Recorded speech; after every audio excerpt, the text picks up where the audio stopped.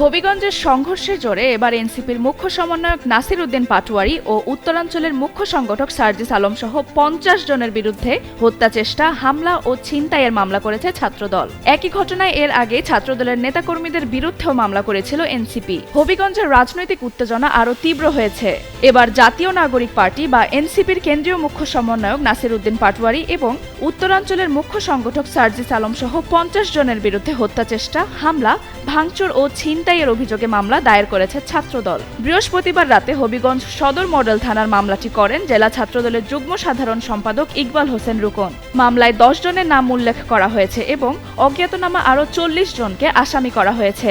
মামলার অভিযোগে বলা হয়েছে, গত ২৮ জুলাই হবিগঞ্জ শহরের কোর্ট মসজিদ এলাকায় এনসিপি ও ছাত্রদলের নেতাকর্মীদের মধ্যে সংঘর্ষের সময় দেশীয় অস্ত্র নিয়ে হামলা চালানো হয়। এতে ছাত্রদলের কয়েকজন নেতা আহত হন। পাশাপাশি মোবাইল ফোন ও নগদ টাকা ছিনিয়ে নেওয়ার অভিযোগও আনা হয়েছে।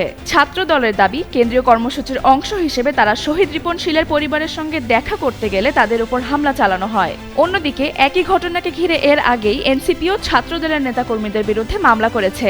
এনসিপি জানিয়েছে, ওই সংঘর্ষে সার্জিস আলম সহ অন্তত ১৫ জন আহত হন এবং একজনের একটি চোখে দৃষ্টিশক্তিও হারানোর ঘটনা ঘটেছে। এই ঘটনায় কয়েকটি গণমাধ্যমের গাড়ি ভাঙচুরের অভিযোগও করেছে এনসিপি। হবিগঞ্জ সদর মডেল থানার পুলিশ জানিয়েছে, অভিযোগগুলো তদন্ত করে আইন অনুযায়ী পরবর্তী ব্যবস্থা নেওয়া হবে। তবে এখন পর্যন্ত এ ঘটনায় কাউকে গ্রেপ্তার করা হয়নি।